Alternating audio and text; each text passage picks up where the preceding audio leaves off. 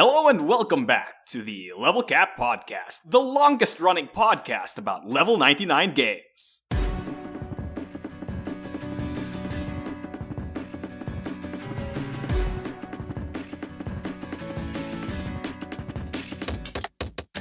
This is true. This is a true thing you have said. And that wonderful slogan was brought to us by one of our commenters. I think it was Trey Kester, and it is the absolute. Thank you, Trey. It was absolutely the truest slogan I've ever heard. Really? Yeah. I suppose. There's some pretty true slogans out there.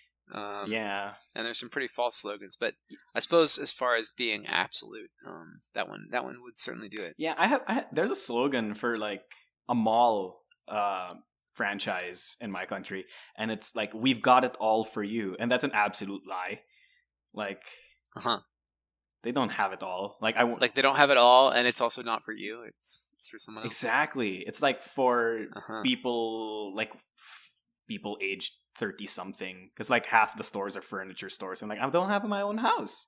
I mean, like, you want me to buy all of this furniture, sofa stuff? That's like, what? Yeah, but here's a question for you, Marco.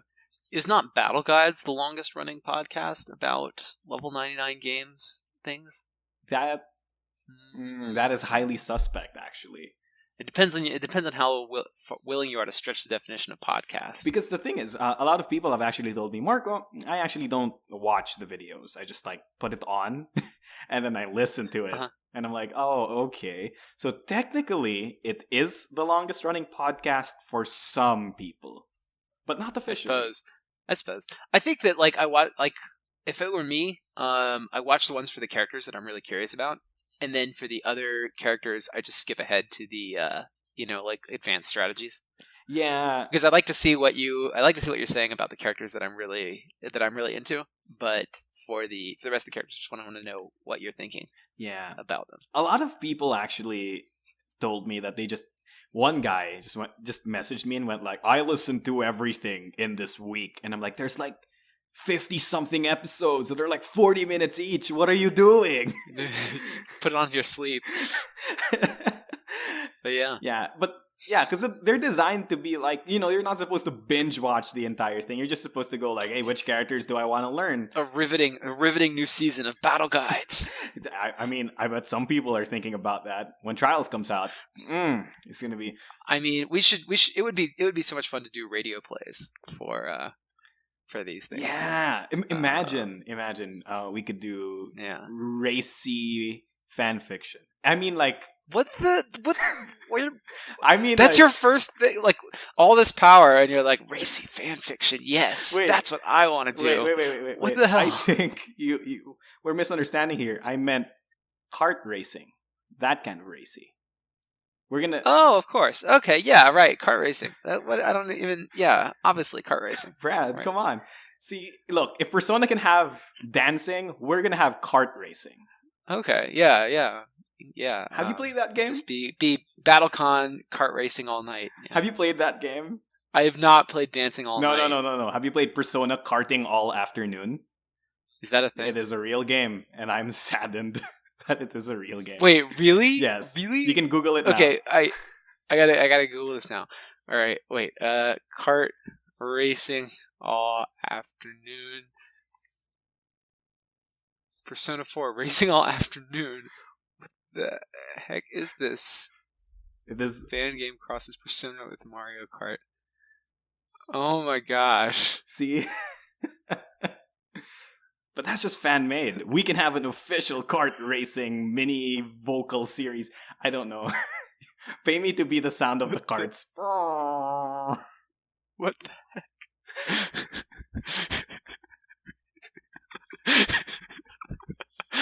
I'm sorry. This is too much. Oh man, it's so well done though. Like all the power up pickups are like wild cards, and when you run into them, they turn into the different spells.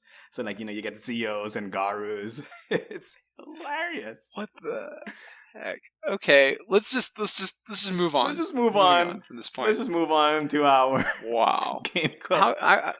Wow. Can you believe someone spent their time coding this? Yeah, no, I think it's actually kind of awesome. It makes me kind of jealous. This is why World of Indians needs to get super popular so we can have a kart racing game. Exactly. Make a radio play for it and pay me to be the sound of an engine. Was that good? Do I pass? That actually was pretty good, I gotta admit. Yeah, there you go. All right, let's move on to our Game Club game of this week. And our Game Club game for this week is Pixel Tactics Online, Yes. because me and Marco forgot to pick one while I was away on vacation. No, hey, don't peel back the movie magic, Brad. We premeditated on this. We premeditated on this right before the show and picked Pixel Tactics Online. Premeditated because the game we both played pretty extensively. Yes. Oh man, I love Pixel. Oh my gosh. So for everybody who's not played Pixel Tactics before or not ever seen Pixel Tactics Online, Brad, tell us about Pixel Tactics Online. Okay, so Pixel Tactics Online is the online adaptation of Pixel Tactics. You may have guessed this before we started the segment. If so, good on you. Go grab a cookie and pat yourself in the back. Wait, is there Pixel Tactics Offline? There is Pixel Tactics Offline. If you don't know about that, then no cookie for you. Oh, sad. But yeah, so this is the probably the most well-known Level 99 game is Pixel Tactics. At least in terms of like global exposure. It's been translated into like 3 or 4 different languages. It's got like multiple print runs. They go all the way up to Pixel Tactics 5 and Deluxe. So there's like 10 games in the series now, including Mega Man Pixel Tactics. It's pretty well known. Yep. So Pixel Tactics Online is the online adaptation of Pixel Tactics. It's fully animated. It is a video game. So the engine, the kind of action engine is the same as Pixel Tactics, and the big idea is the same, but it is rebuilt and optimized for a video game platform. Yep. So it's not going to be an exact mirror of your Pixel Tactics tabletop. You can just play that on Tabletop Simulator. It's going to be a new game where you can, build a card collection, play with friends, play through an entertaining and challenging campaign mode in order to unlock new cards, and generally it's just a it's a fun game. It's cool. Yeah. Okay. So for everybody who doesn't know what Pixel Tactics is to begin with, it's a strategy card game, right? Mm-hmm. Wherein you kind of like have armies. Basically, think like, what if my Yu-Gi-Oh! / Magic the Gathering card game engine was mixed in with Final Fantasy Tactics? That's kind of what it seems like. You kind of have like formations and all this stuff, and you summon heroes and all that stuff. And it's all about that strategy because it focuses so hard on excellent positioning. So if you like really deep strategy games that involve positioning and forethought in your actions, because it's not you have a limited number of actions per turn. And it's not like you're not limited by mana or something. It's just like all things you can do cost actions. So things you take for granted, like drawing at the start of your turn, is not free. It's something you have to spend resources on. So there's a lot of forethought that goes into a Pixel Tactics turn. So if you want deep strategic games with some amount of randomness, Pixel Tactics Online is gonna be for you. It's a great game. Yeah, give it a try. And of course, like I said, you can play it for free on Tabletop Simulator as well while you're waiting on that. Or you can just become a playtester and play online. We're going to be opening the public beta probably around end of month. So don't quote me on that, but that's what we're shooting for. So look out, see if you want to get involved with the public beta for Pixel Tactics Online. This game we really spent a lot of time thinking about how the game was going to translate to online, which I don't know if you've given it a great study, but the video game platform has a lot of differences from a tabletop platform, and it's really good to optimize a game for the platform when you're building it. Oh, I was just saying, what we did is we took the different abilities the cards had and we streamlined them, made them regular keyword type abilities, so that when you pick up a card, you can look at it, you can tell what it's going to do in about 3 words, as opposed to on the tabletop where all of the text has to be pretty exhaustive, so you know exactly how to execute every effect in the game. In the video game space, we can be a little ambiguous because even if we don't understand exactly how an effect's going to work, the game will show us how it works when we try and play it. and so we don't have to put every single bit of text on the card right away. Mm-hmm. Also, I realized that a lot of because I played regular Pixel Tactics, maybe like 1 and 2, but not any more than that. And then I played Pixel Tactics Online extensively. And one thing I noticed is that you also got rid of I don't have a word to explain it, but like you got rid of interrupt effects essentially. Yes, you got rid of the interaction during my opponent's turn kind of effects. So, for example, Eric's leader ability, which used to be whenever your opponent declares attack, you get to pick which valid target they attack. Now it's just random, right? Mm-hmm. So, yeah, and that's all in the interest of keeping the game quick for online play and keeping the back and forth interactions to a minimum because of the way that the server has to listen and communicate. Every ping back and forth can take a long time, and then you have to create opportunity windows for interrupts and stuff like that, like in Magic the Gathering Online. It just makes it so slow. It does, and so some controlled randomness or some minimal randomness lets you play the odds, but also keeps the game moving so that you can play you can finish a game in a timely manner. Mm-hmm. Yeah. So I'll talk about one big difference between Pixel Tactics Online and Pixel Tactics Regular. And it just goes to show how different these two games are for all of the people listening to this podcast. Pixel Tactics Online has a secondary resource called orbs now, right, Brad? Mm-hmm. Yeah. And these are used to play orders. Yes. And let's do some behind the scenes fun stuff for this. Why do we have orbs now, Brad? Why? Because we wanted to have an extra currency to balance the more complex orders in Pixel Tactics. So in the tabletop game, we wanted to keep these resources to a minimum, keep the footprint of the game very light, so that you could just so you could just pull out your cards and play with just the deck. But in online, because there's so much more space to work with, we had the opportunity to build something that would make more powerful orders more limited, and also because order combo decks are just not fun to play against. Yay! Oh man, I ran order. So now there's a limiting. Yeah, so now there's a limiting factor on how many orders you can play in a turn. And it adds a nice dynamic because cheap orders, you can load your deck up with a lot of them. Expensive orders, you can only play 1 or 2 in a round, so you can't do this massive combo and swing the game in a single turn the way you could before. Mm-hmm. It adds a little more stability to the online game that the tabletop doesn't have. Yeah, and I think a lot of it also involves the fact that in the tabletop version, most of the time, if not almost all the time, it's mirror matches. You play with the same deck.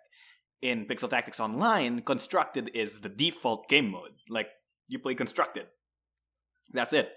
And that's why order combo decks became a problem. I think a big reason why orbs are a thing in Pixel Tactics Online is because you gave us the ability to construct decks. Because in the regular Pixel Tactics, it doesn't matter if people have broken orders because your opponent has the same broken order that he can play for the same cost. So, or you did a draft to get your deck, and so you drafted broken orders at the expense of getting your weaker heroes. But it's true that constructed play requires a lot different.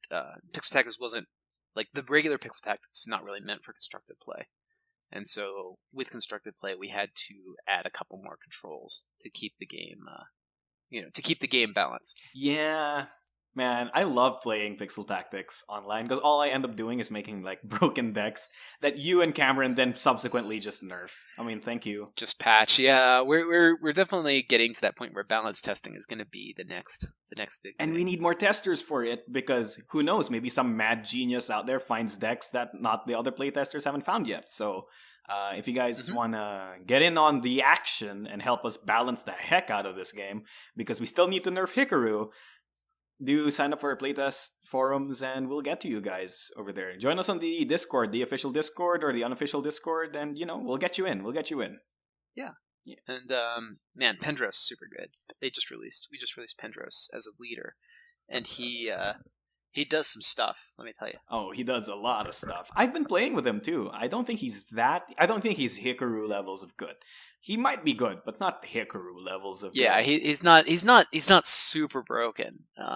But he unlocks so many strategies. He's almost a format in of himself. Like if we were gonna do like an arena, like a tavern brawl type of thing, like everybody has to play Pendros would be a really good candidate for a tavern brawl. That would be a good. What's a tavern brawl? Don't you mean level brawl? Don't hurt yourself trying this one, Marco. Army scuffle. So would you recommend Pixel Tactics Online to our wonderful, wonderful listeners? Well, I should hope so. We made it. I feel like this week's analysis, game analysis, turned out to be more of an advertisement. But hopefully we gave you some idea of why we made the choices we made in designing Pixel Tactics Online, why those design decisions were made, and hopefully you'll give it a try and see what you think. All right, that's awesome. And now let's move on to our wonderful character of this week. And our character for this week is actually due to a comment from one of our videos. We're going to just start calling out the people who are contributing to these episodes because I feel like that's better than just doing the thing they want us to do. Well, they know who they are. But let's say this, like your comments directly determine who the next character of the week is. Yes, and if you look at the comments on episode 16, then you'll see that this was a comment, Demitras, and now we're going to talk about it. I'm still mad that it's not Demitras. But the character of this week is Demitras. Brad, tell us about our sad boy vampire. Okay, so our sad, shiny vampire boy, Demitras. So Demitras is a Vom. He lives in Gesselheim. He was Rexon's Lord Regent. Like when the Overlord was killed, Demitras had to take over the government at the end of the Centennial War. But he's not really good at it. He's not especially charismatic. He's not especially good at running a nation. Like he's not bad, but he's just not good. And so a lot of the local cities and tribes in this country fell away from the empire and became run by warlords, or by local lords that just pay lip service but don't really do anything about it. And Demitras is okay with this. I mean, he's not going to go campaign and subjugate everyone because he sees these people as his countrymen, and he doesn't want to start a war against them. But at the same time, he also kind of longs for the glory days of the past when Rexon united the empire and everyone was everything was on the up and up and was getting better for people in this country. So in the first story, in Battlecon War, they resurrect the Overlord Rexon in order to restore the empire. And Demitras is kind of the person who gets Hepzibah together, who gets all the resources she needs, and who is her backer to perform this ritual and bring him back to life. Which was successful. Which is successful, and he comes back in devastation. While they're doing this ritual, these crusaders, Magdalena and Vanna and Kalistar and Seth, storm the palace and try to stop the resurrection of the Overlord. And Demitras ends up in a duel with Vanna, who becomes the avatar of the goddess of death and cuts off his arm and mortally, and he's permanently wounded now. Normally, the Vom can regenerate their bodies, but when the goddess of death cuts off your arm, that doesn't grow back. So he's permanently wounded, and so after that, he kind of fades from the stage. We don't know exactly where he went after that. After Rexon came back and took over the government again, but hopefully he's still around. Hopefully we'll see him again sometime in the future. So he's a sad boy. So that means Vanna cut off his fencing arm, right? His dominant hand. Sword arm. His dominant hand? I mean, if once you get to be 300 years old, you probably fence with either of your hands. You probably get that good. But yeah, probably the better one got cut off. Oh, sad. But it's okay. He's a fencer anyway, so he didn't need two hands. Yeah. So Demitras is the speed character in Battlecon War. He's super fast, and he was kind of inspired by Raphael from Soul Calibur. Okay. He's definitely the poke, and then once you build up a combo, do this massive hit and take the opponent out in one go. Mm-hmm. Is sort of the aesthetic behind him. But why don't you take it away, Marco? You talk more about the strategy. Oh man, strategy and mechanics. I think Okay, look, I'm gonna break movie magic here. This isn't gonna be about me just shelling out Demitras, because let's face the facts, Brad. With the current changes, Demitras is in a tough place. Don't you agree? With stun guard on force, he does have things pretty. And don't tough. forget dodge. Yeah, and dodge being around. Yeah, so the main strategy with Demitras before, in the good old war days, was that, poke poke poke poke poke, and then you'd use death blow to deal like 10 damage in one hit, and it would be amazing every time. Yeah, because and it's super fast, so you could outspeed the opponent's dash. You could outspeed your opponent's play. Yeah. So it would be priority 15 sometimes. Like nothing is faster than that. But the problem then is that with the inclusion of stun guard for free on force and dodge being in the game, so mechanically speaking, dodge is now start of beat, so it doesn't really matter what dodge's priority is, because it'll work regardless of how fast you or your opponent are. So this means that Demitras cannot bank on using death blow anymore. Like, he'll play a... Well, he still can, because death blow is a safe hit. Like, he doesn't have to lose tokens to try. It's quote-unquote safe, but now it basically means that you can't death blow unless your opponent's cornered or has both dodge and burst down at the same time. It just became astronomically harder to guarantee a death blow. I mean, you can still get death blow off most of the time, but it's not going to be 100% guarantee I will hit you with death blow anymore.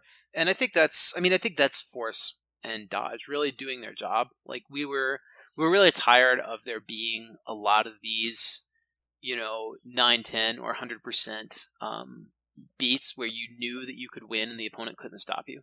And so that's why we introduced these systems. And so the fact that these systems kind of mess up a character who banked really heavily on his 100% beats, I think means that they're doing their job. Like, Demitras now has to play the odds, where in a lot of previous games he didn't have to play the odds against his opponents. Oh, that's true. But at the same time, I think it just changed how Demitras plays as a character entirely.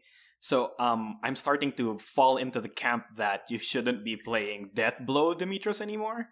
And you should be playing Measured Demitras, wherein instead of like building tokens until you have like 5 and then banking it all out, you'll basically just skirt between 2 and 3 tokens for the entire game, because you end up anteing almost every turn or every other turn.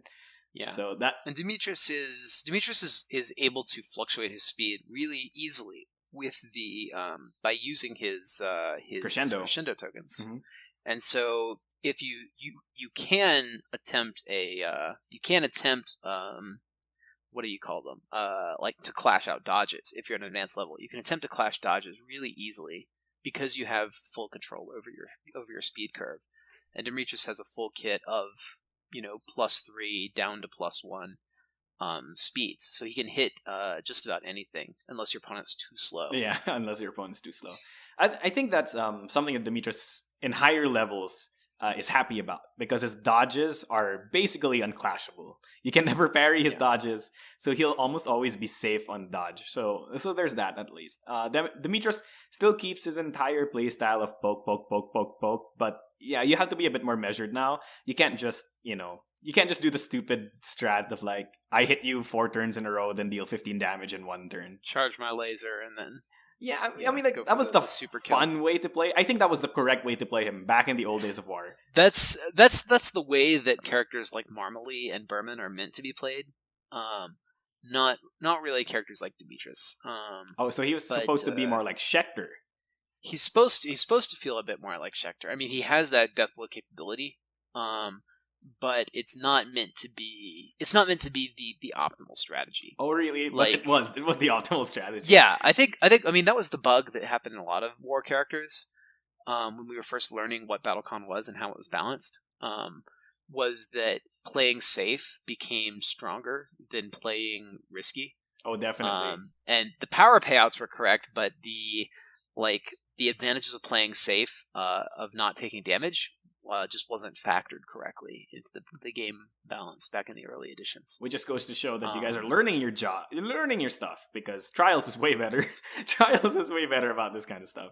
A process of almost 5 years. My goodness. Man, I've been playing your game for 5 years. What? That's good. That's good. It's better than most games that come out. It's amazing that we have this much of a lifespan. Yeah, I mean, like, the only game I've played this long has been, like, League of Legends. So after League of Legends is your game. So that's pretty good.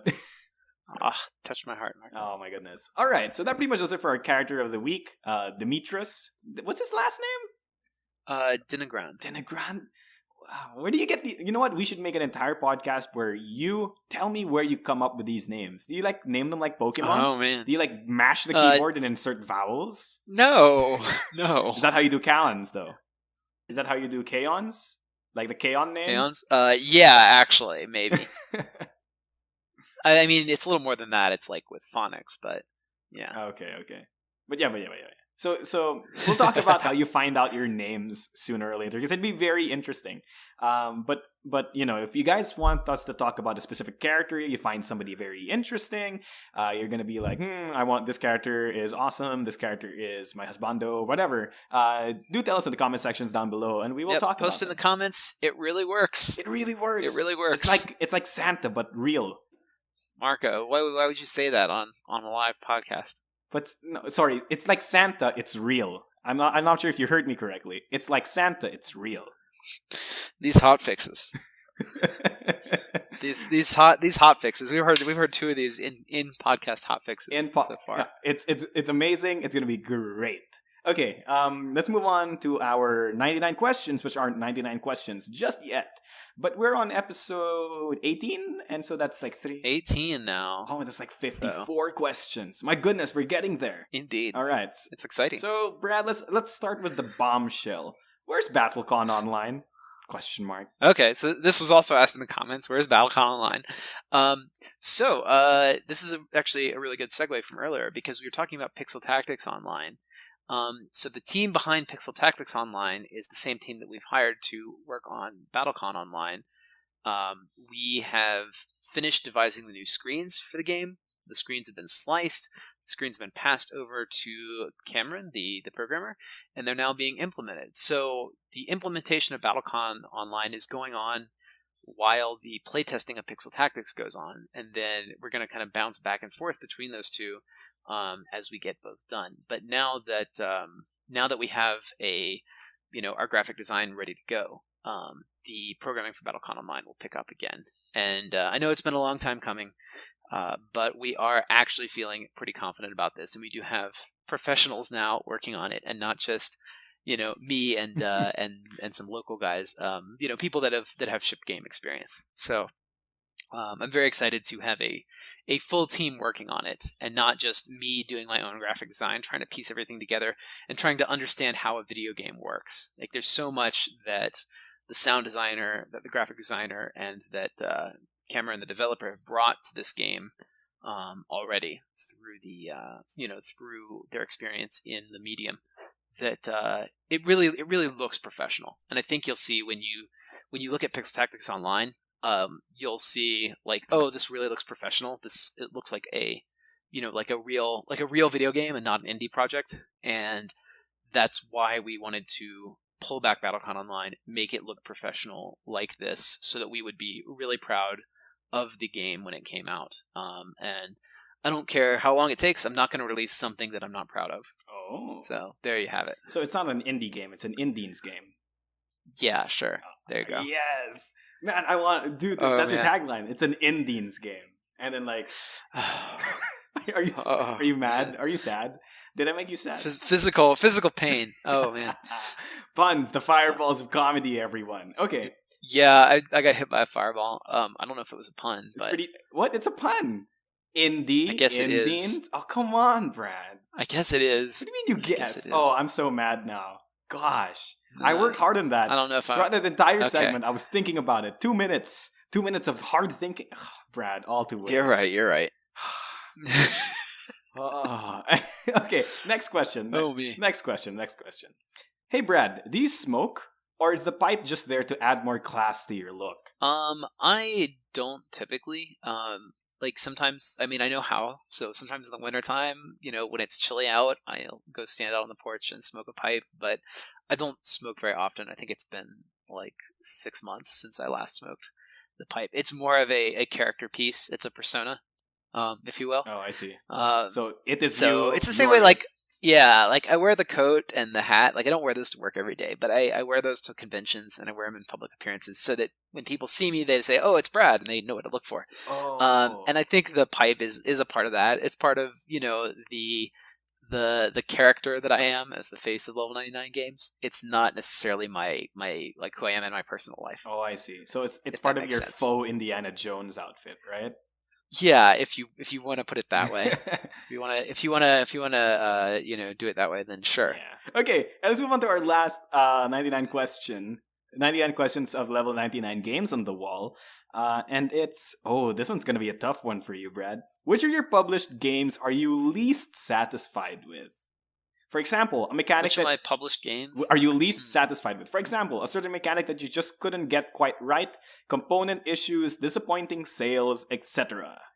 Well, I mean, I think each one of those could be its own question. But overall, Brad, we don't have the time. I think in terms of the final quality, it would be BattleCon Light and Shadow. We had big plans to do Light and Shadow in a certain way to make all the characters, in foil, to have a bunch of extra costumes, and ultimately, we didn't have the time and money to do it the way we wanted to, but we had already promised it, and the game just went over budget and over time. And so we had to push it out, and we had to, get it, and bring it to people. So we produced the game without being happy with the way it turned out. And I think it's probably the biggest mistake that I've made as a designer. If I could go back and do it again, I would have just refunded everybody the money and said, "Look, guys, like it's tough for me to say this, but we aren't going to be able to finish Light and Shadow the way we want to, and so we're just going to do it later at a later date." And do it right. And I think that would have been the right decision. But you live and learn, and it's not awful. It just feels incomplete as an expansion, and I blame my my own decision for that. Oh, to quote Cameron, the problem with Brad's cooking is that he puts too much ingredients. Really? Is that a quote? We were on the Kickstarter stream and we were talking about cooking because I don't know why we were talking about too many ingredients. I get you. Yeah. Yeah, I do tend to try out an extra spice or two in my recipes. Yeah. In board game terms. This is an entire convoluted metaphor to just say that Brad likes to pack his games with too much content. I actually meant that literally. When I'm cooking, I usually try to put in one or two spices that's not in the recipe to see how it affects the taste. Oh, I see. You put like a little basil in your... Yeah, I was looking for dill the other day, and I think I ran out of dill. And I really wanted to put dill in my shepherd's pie, but I couldn't find any. Oh, well. Cooking with Brad. Level 99 wow. Cooking. 99 cooking. Your cooking show. Maybe sometime, yeah, we'll do that. Man, that would be great. Have it be hosted by you, and you go like, "Hi, I'm Brad Talton." I don't know why your board game... I'm Brad Talton, head chef of Level 99. Official chef. Man. Oh my goodness. Official chef. I guess I could declare myself the official chef. I mean, you're the CEO. Anyway. You can do whatever you want. And that pretty much does it for our Level 99. 99 questions of Level 99 Games on the Wall segment. Again, we're slowly approaching actually 99 questions, and then we'll have to hard reset the podcast. So we'll get there. And then if you guys have any comments, questions, or suggestions, you want to ask Brad about specific things. Why does his hat look brown? I don't know. Whatever questions there are, send it to us and we'll answer it. Okay. Yeah, do that. Yeah. But yeah, it's great to hear from you. We love reading the comments, and we hope that our answers have been enlightening, and that you've enjoyed the character of the week, and that that you see that your involvement improves this podcast. Yes, because otherwise it's just Brad and me. We do this for you. Yeah, we do this for you guys. So every comment lets us know that we're doing the right thing. Yeah. That the work is being appreciated. Yeah. We appreciate that. That's Brad talking. Me talking is we do this for you guys. Appreciate it. Okay, I guess that's the thing too. We need to line up some guests. I think we're actually going to have Cameron, the developer for Pixel Tactics, with us in the next few weeks. Yeah. So look out for that too. And again, go get involved and help us playtest that. Yeah. Oh, what about this, Brad? Should we ask them which guests they'd want to appear? I mean, yeah. If you want us to recommend a guest, don't do anything crazy. Like, we're not going to be able to get Richard Garfield or something. But, you know, hey, Brad, like, I want you to get former President Barack Obama onto this podcast. Yeah, I don't think we've got quite the reach to pull that off. But if you know somebody within the company that you want to talk to or hear from, you know, or within our sphere of people that work with us, you know, we could get Trey, the designer of Imperial. You know, we could get, all sorts of people. Yeah. So let us know. Let us know. Yeah, if you want a great third voice and are getting sick of me and Brad, keep listening to us, please. But let's move. What? Never. And finally, let's move on to our last segment, our News 99. Brad, do you have any news for our News 99? Oh, there's another segment. I forgot about that. Oh my goodness, Brad. How could you forget? You are on this podcast. Well, we kind of gave the news. Right? Like, Pixel Tactics Online is now, you know, like, you can go play test it. See, the thing, Brad, that was the news. The thing is, Brad, you can just say there's no news. I mean, like, I just ask you, do you have any? And then you can just say no. Well, I mean, there's plenty of news. We did some new game announcements. Wait a minute. So if there is news, why were you doing that entire thing? We already gave it. Well, all. I forgot the segment was there, and then you. Okay, let's do the news. All right. Let's just do the news. Yeah, finish up. Okay, we got 2 new games. One is called Sellswords Olympus. That is going to be coming out at the end of next month, probably around the same time as Trials. The Sellswords Olympus. This is the sequel to our critically acclaimed Sellswords, now featuring Greek characters and updated artwork, card design, and rules templating. Mm-hmm. We're very excited about the new edition. Sellswords is super fun, and we think you'll like it too. Also illustrated by Fabio Fontes. The next game is called I Can't Even with These Monsters by Daniel Solis. It is a game where you collect monsters in order to get the highest even numbered score. If your score is odd, you lose. If your score is even, then you win. If it's the highest even score, it's quite a fun game. It's very much a like anybody can play casual sort of game. So invite your non-gamer friends and check it out. The art is super cool. It's done by Charlie Bates, the same artist who did the Noir Automata and the Carl promo for Exceed. Okay. And the art's a lot of fun. And the gameplay is a lot of fun. So check that out. Both of those are going to be available for pre-order, and both of those will be coming out in the next 2 to 3 months. Do you know how much they'll be worth? Look out for them. Yeah, they're in our small box line, so they'll be $25, just like all the other games in that segment or in that line. I might get I Can't Even with These Monsters. It's pretty cool. The art, it's amazing. I posted some of the art in the episode 17 of this podcast on YouTube. Okay. Oh, super. Yeah. Super cool. I pulled it from Board Game Geek, so I hope it's the correct art. Yeah, I think it is. I think because Daniel had offered this game on drive-thru cards, and then we picked it up for retail distribution. Oh, okay. So that's how it worked. So the cards that you see on there are probably his drive-thru cards and are probably the same art. All right. Then there you go. And no more news? Because if there's no more news, that's fine. I think that's it. Yeah. Aside from that, we're still playing our weekly games on Tabletop Simulator. So if you ever want to pop in and play a game, just let me know. Yes, and of course, our official Discord for online league play is still up. We're there. You can play with us. A lot of people are playing. Just this week, there are over 200 games of Exceed played. So I mean, oh, super! That warms my heart. Yeah, I like to hear people are playing these games. It's kind of insane. It's really great. Yeah. That's really great. I mean, and that's just the online league, right? Yeah, so that's just who knows how many games are happening in real life. You can host a real life event, or you can join the online league and play. Yeah, and there's like checks and balances to it, right? So in online league, right, it's more accessible. You can play it almost anywhere, anytime. But you don't get access to the objective bonus points or to public event bonus points. When you play live in a store or at an open event where anybody can join, then you get extra points and you get the cool objectives that you can try and complete for bonus points. So there's pros and cons either way. You can participate in both leagues for double the points. So there's really no reason not to do either or both. Yeah, I mean, like just do both. I mean, like on your Friday night, play physically, and then over the weekend, play with us. Yeah, I mean the real point to any kind of game is the community you meet and the people that you get to play with, and the fun that you have with these new friends through the medium. So if you're not playing to get to know people, then you're missing out on really, like at least 50 to 75% of what the game's about. So don't miss out on the great community that we've got.